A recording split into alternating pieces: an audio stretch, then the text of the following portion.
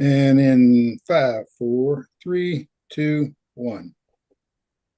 Good evening and welcome to TalkWrite. I'm your host, Wayne Stennett, and tonight we've got hot tropics, mostly because I forgot to schedule a guest. So we just opened it up to our TA, our tropical authors members, and we've got a couple of them with us this evening, and I'll turn it over to Nick, and he'll do some introductions. Well, howdy, howdy. You all know me and you all know Wayne. And let me turn off my phone so it doesn't do that again. And we have with us Don Rich and Paul Kimprikos, who has never been on a Hot Tropics yet. So we'll learn a bunch about Paul. He's one of our newer members, but he is definitely not a new author. He's been at it a while. So let's just jump right in. And Paul, can you tell us a bit about what you write and where you're located? You've got a lot of interesting things in your background. I'm all over the map. I was in the newspaper business for 25 years, and at some point I saw things weren't going well, and I decided to write. I was covering the story of the salvage of the Widow, which was a pirate ship that went ashore in 1717 off Cape Cod, where I live, not far from where I live. So I tried to sell a nonfiction book based on that. There were 3 salvage groups, and they were all very colorful, and there were a lot of issues having to do with archaeology and salvage. I thought it would make it interesting, and that didn't go. So I came up with, being of Greek extraction on my father's side, I came up with a private detective called Aristotle Socarides, Sock for short.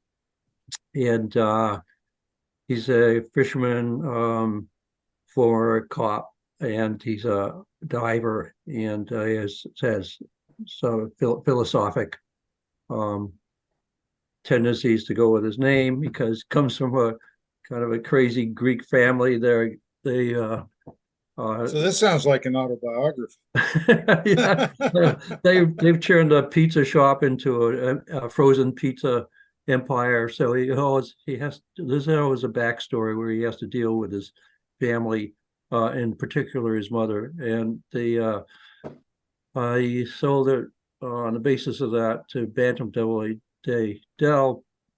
I did 4 books, I think, with them. The first one won Shameless Award for Best Original Paperback. Then I got up to around 6, and I was just about given up on writing books. I was going to try something else, and I had been in contact with Clive Cussler for a number of years. He had given me 2 wonderful cover blurbs, including the second one, which is there can be no better mystery writer in America than Paul Kimprikos. Unfortunately, the publishers just kept me in paperback, although he was trying to get me in hardcover. I did 2 books of St. Martin. They were in hardcover and soft. And then what year was that? Pardon? What year was that? I'm sorry, my hearing isn't that great. What year was that? Oh, that was about 1998. Clive called me up one day, asked me if I wanted to do a spin-off called the Numa Files. And I said I would give it a try, even though I was just a writer of regional detectives books. And so I ended up writing 8 Numa Files with him. They're all New York Times bestsellers, including Polar Shift, which knocked Dan Brown off of first place. He'd been on there for a couple of years. Coincidentally, his editor had been my first editor with Clive. So it was a great experience. It was great fun working with Clive. It was really great being at that level of publishing, where people who spell your name correctly and return your phone calls, stuff like that. And then after that, I wasn't quite sure what to do. Clive said, "Why don't you write some more Socarides books?" And his agent, Peter Lampak, said, "Why don't you write adventures?" So I ended up doing both. I created a character, Matt Hawkins. It was kind of a Clyde Cussler type book. He's a former Navy SEAL. That's hasn't been used before, right? Anyhow, he's a robotics engineer in Woods Hole on Cape Cod, and he gets into all kinds of scrapes. And then I did another Socarides book. I brought him back after 15 years. And a book called Gray Lady, which was set on Nantucket.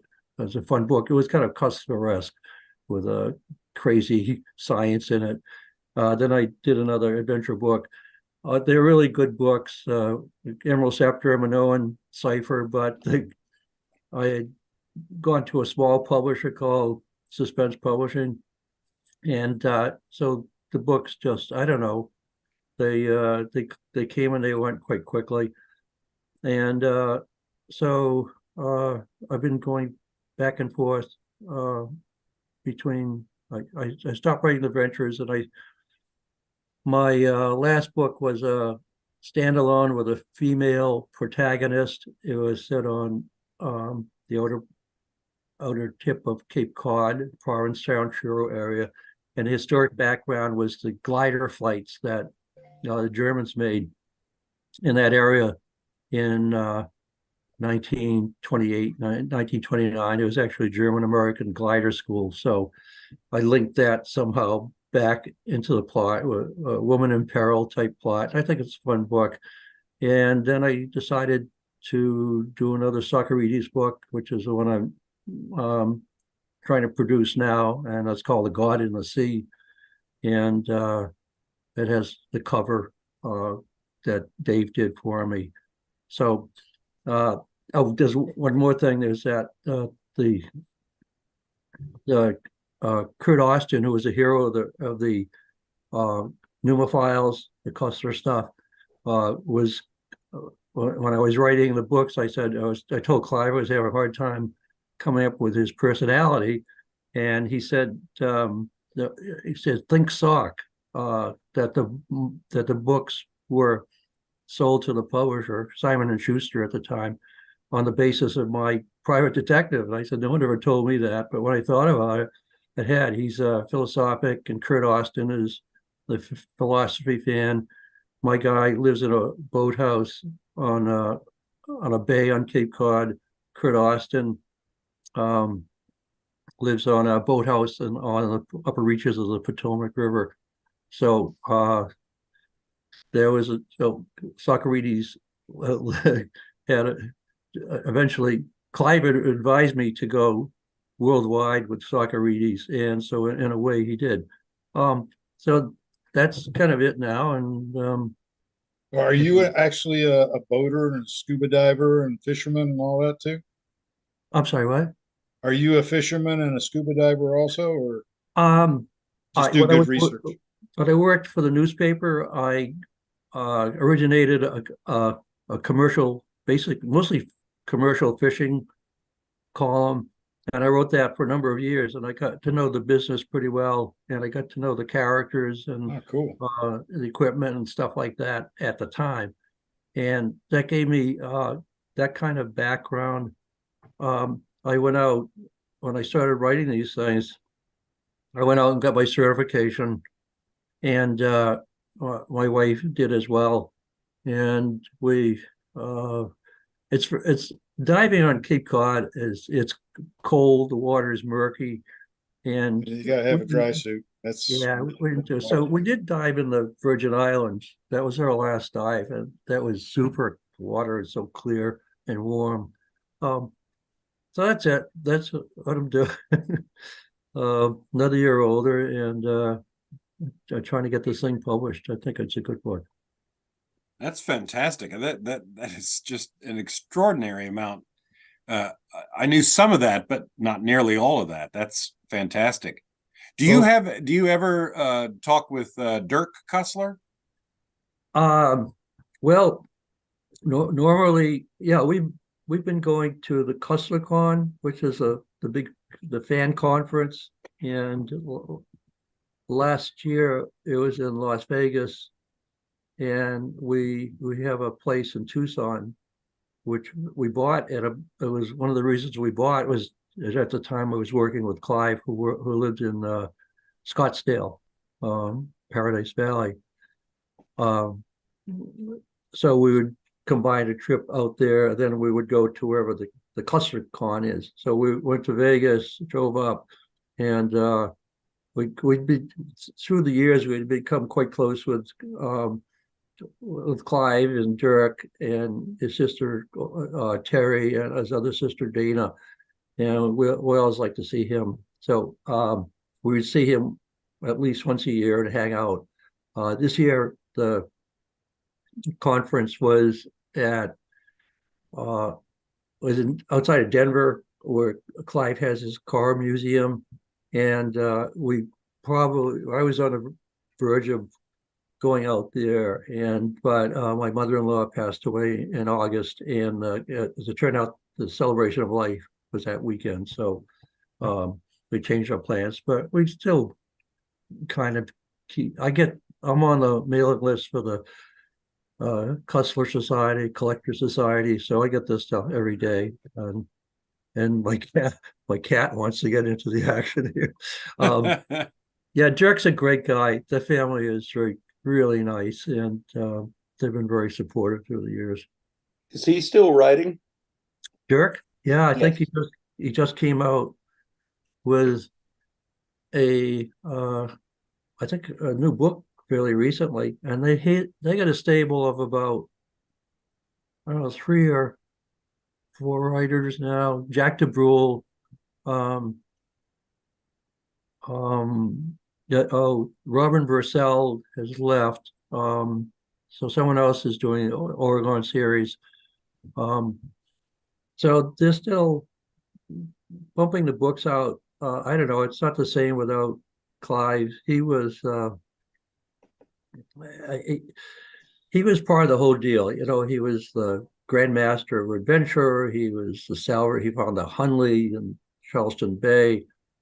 He was a presence. So I think that unfortunately that the brand may have been diminished because he was part of the whole equation. He was a good guy. He was a character, but he was a good guy. And I'd go to the conference, and every year, I'm like the old guy, and I would tell funny Clive Cussler stories, and so I kind of missed going there this year. It's like a eccentric family. I love the books, but I love seeing the cars that you never knew what was the next car was going to be in the next book. Oh yeah, they're out in Arvada, Colorado, which is right outside of Denver. It used to be horse country. It's been developed a lot, and he has I think he has over 100 cars, and they're not all on display. But he's got, I think one room tends towards the 50s, 1950s, those long cars with the wonderful colors. And then the other room is classic. He would go into themes like the boat tail cars, Mm-hmm. with the taper and trunk. He had a number of those. And then he loved cars that had the chauffeur sat outside.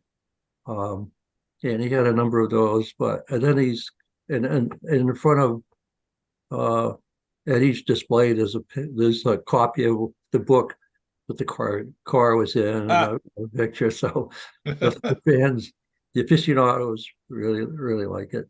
I lived in Arvada for about 4 or 5 months, and where I lived was only maybe a half a mile from Clive's house.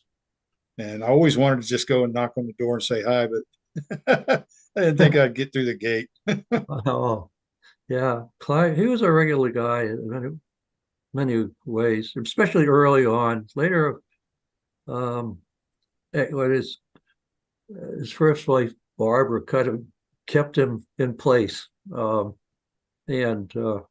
they were a very loving, funny couple, and she kept him from getting too snooty. and she died unfortunately of cancer. He did remarry later on, and it just wasn't the same. So it sometimes happens. Yeah. So Don, what have you been up to since last time? Well, last time we talked was at NINC, wasn't It was at NINC. We had a ball at NINC, learned an awful lot, and came back with, you said, you'll need about a week to put everything together. No, I just got done today with everything that I learned it? out I'm there. still not done. Actually, I still have some more things I probably should be doing. But, well, I had kind of gotten stale, even though I'm kept selling more and more and more of the Mallard Cove series over on the Eastern Shore. But I decided, well, I want to do something a little different. So I want to start a new series. And this one will be on the west side of the Chesapeake, and with new characters and maybe a little bit of crossover in it. And so I put it up for pre-order. And normally, my pre-orders had been doubling every time on the last few books. And I put this one up on pre-order and crickets. Yeah, that happens. Yeah, I mean, it's like my readers. I thought that the Young Jesse series would be a huge smash, but in pre-order it had maybe an eighth of what the regular Jesse series got. But is that perhaps because of the way Amazon works, and if it's a different series?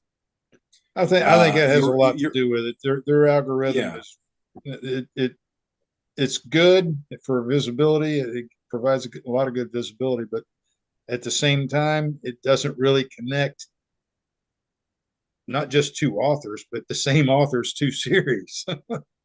Yeah, I got a lot of emails from readers who said, "Well, that's great, neat new series. So when's the next Mallard Cove book coming out?" Yeah. And so I'm actually writing both at the same time, and I decided, okay, I'm going to do a reader magnet with the new series, which is the Mob Jack Mysteries series. And so it's going to be Mob Jack Creek is going to be sent for free to everyone in my readers group, my newsletter list, and anybody who signs up for it at donrichbooks.com. When it's done in the next 6 weeks or so, it'll be going out to everybody, show up in their inboxes, and then I'll be working with a note to forward it to friends. What's that? Oh, absolutely. Thank you. And I also had another great suggestion from somebody at NINC, and I forget who it was. I said, "Yeah, that's a great idea. The reader's magnet, make it a cliffhanger." Oh yeah.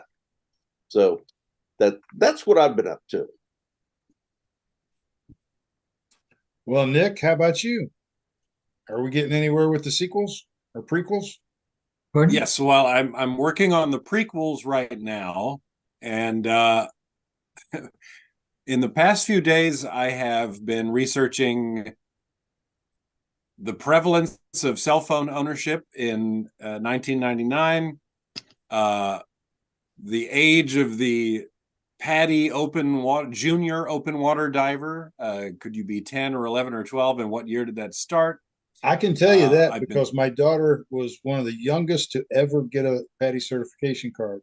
She was taking the class at age 12 and graduated 7 days after she turned 13. That was the age cutoff. Well, the age cutoff turned to 10 in 2000. Oh, really? And I was wanting Boone at 10 to have his dad give him the course. And I'm like, oh no, I talked to their head training guy today, and he's like, yeah, the certification changed by that international group that handles the safety at the end of 1999, but PADI didn't announce it until January 2000. So that led to about a 30-minute deep dive into how old does Boone need to be in what year, and he's got to be this age when Deep Shadow starts. And okay, I can't start it in 1999, so now the book starts in 2000. It was just. Then you start looking at, did I get his birthday right? Maybe he was born a little bit earlier. The prequel stuff is crazy. The amount of, because you got to get, if it's wrong in one of the books, someone's going to catch it. Yeah. So yeah, I've been working on that. I've been working on Dutch phrases, because I want his father to be using a fair amount of Dutch phrases, and that's tricky because translation doesn't really tell you what people actually tend to say. And I'm trying to find out what was Aruba like in that year. And every time I pick a restaurant or a dive op to teach the class, they don't exist. They didn't exist then. So I think if people read my books, they know I do like to put in real places whenever possible, unless like the business is unsafe and full of unsavory characters, and then I make one up. But I think for these prequels, a lot of things are going to need to be made up because I just can't. I can't worry about that for every single thing that's mentioned. But that's what I've been working on. I'm still a ways away. I'm having fun going through my notes. I'm like, oh, that's right. He told Emily he had a puppy named Shingles, which she thought was disgusting because she thought it was the illness. But he's like, no. My mom was doing roofing, and the dog that's the best toy ever. So I've like, oh, I got to put in Shingles the dog, and okay, maybe his best friend is going to be the one looking after the dog, and it's crazy. And that's just for the little portion, because this is going to be a time jumper.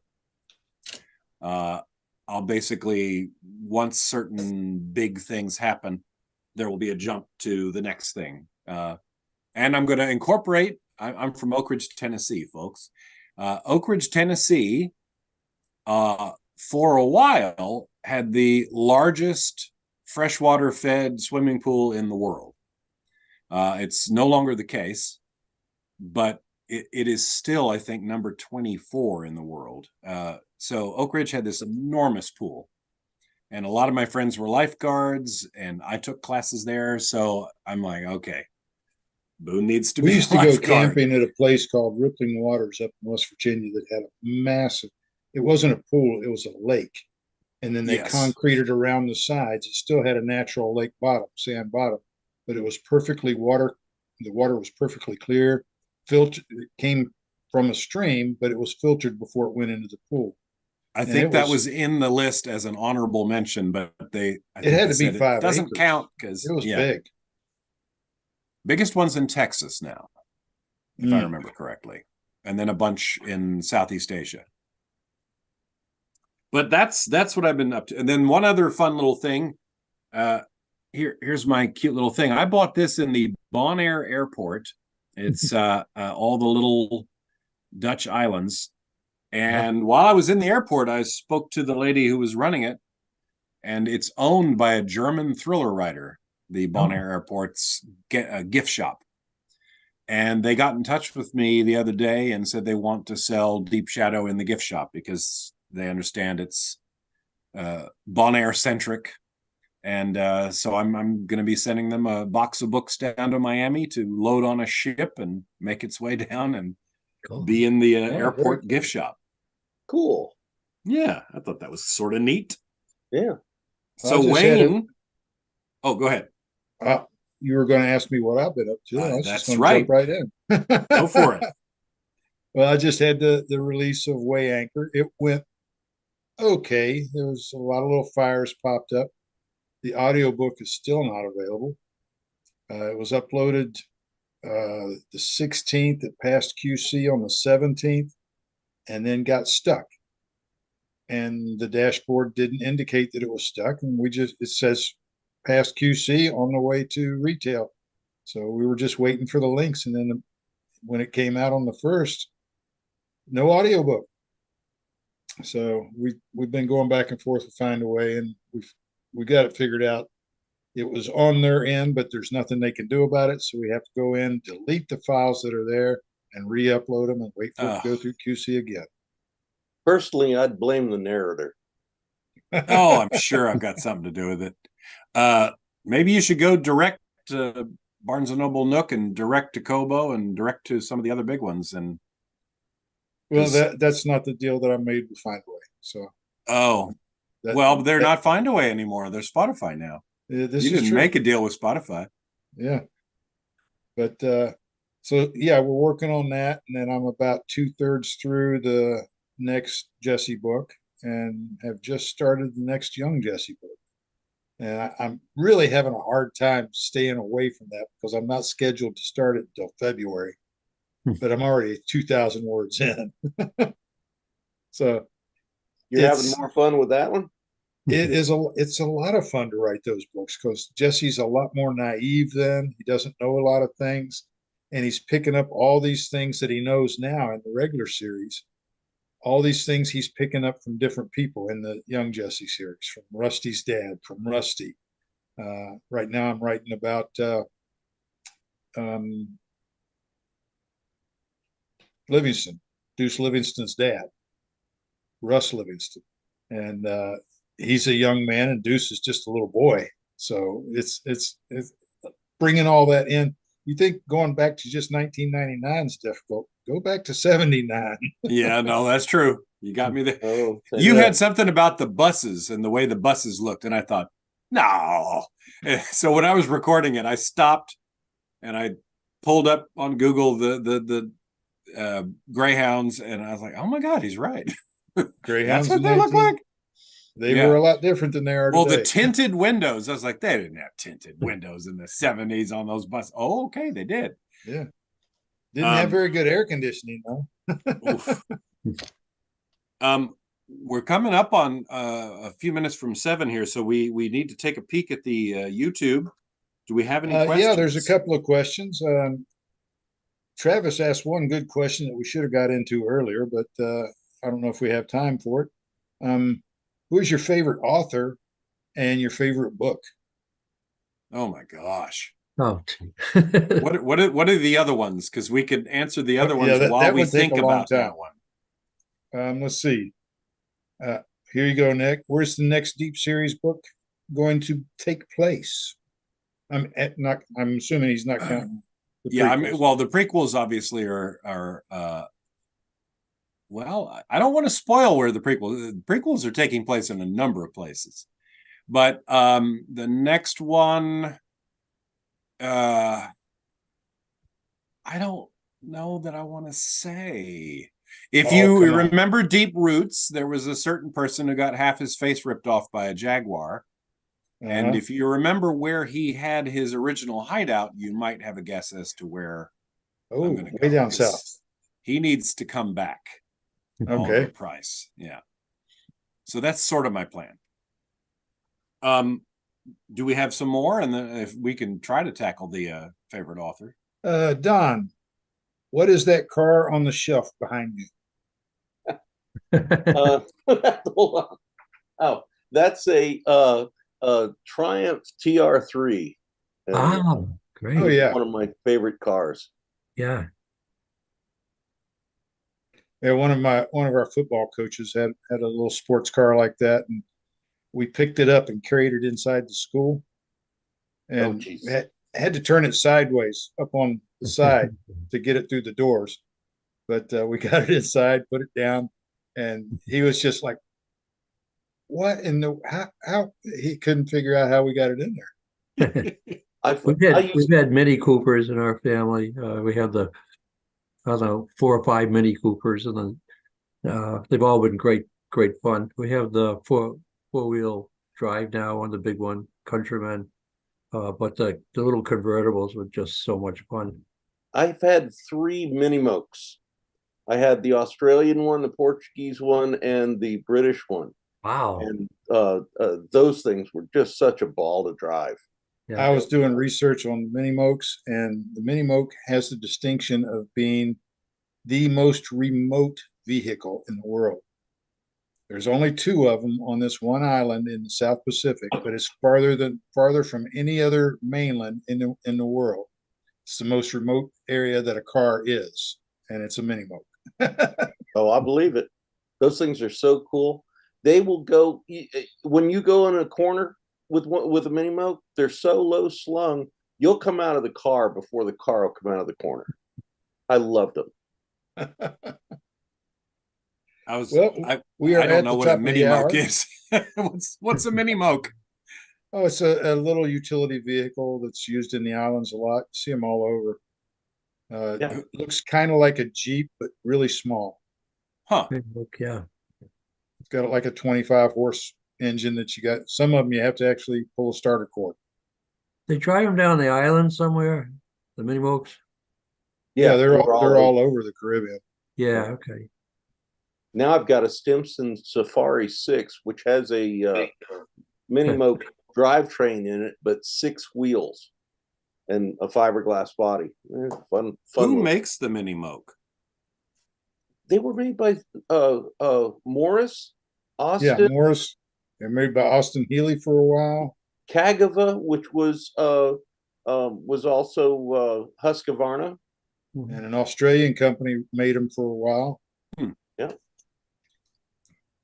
Apparently they didn't get a patent on it. Yeah. Well, I we're feel at the like top of the hour. We didn't answer Travis's question, but I'll just say that I think my favorite author changes as I age. Like it might be one thing, I might be all about Steinbeck for a 4 or 5 year period, and then I'll be reading fantasy, and then I'll love that. So I'm gonna just say I don't really have a favorite on any given day. It would be hard for me to nail down just one. I mean, I love Jimmy Buffett's writing. Where is Joe Merchant? I've read at least 5 or 6 times. I've read the entire John D. McDonald, Travis McGee series at least 5 or 6 times. I've read Randy Wayne White's books over and over. I've read Clive Cussler's over and over, and Carl Hyacin. And love Hyacin. Yeah, Hyacin great. In the last 10 years, I've been reading pretty much nothing but indie authors. So it's hard to keep up. McDonald, Lonely Silver Rain. Yeah. I like Ross McDonald. Ross McDonald. Yeah. I think going back to the older writers, Joseph Conrad, Yeah. Lord Jim, Hard Darkness. They're amazing books with a sense of the sea, and even now if we go out on the water, he always wrote about being at the center of the wide disk of the sea, and when you're out away from land, that's what it is. It seems like the ocean is a disk, and you're just floating in the middle of it. And you've got a 4-mile view in any direction. Mm-hmm. Yeah. Typhoon was great. I read that. I remember reading that when we had Hurricane Bob blew through here some years around 1991, and that was a fun book. Just a description of the captain. I was talking about filthy weather afoot.